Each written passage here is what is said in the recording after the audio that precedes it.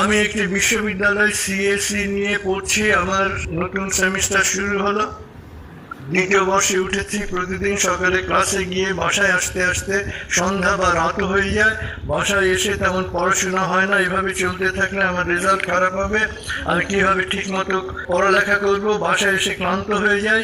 কিভাবে ভালো রেজাল্ট হবে? ক্লান্ত কেন হবেন আপনি?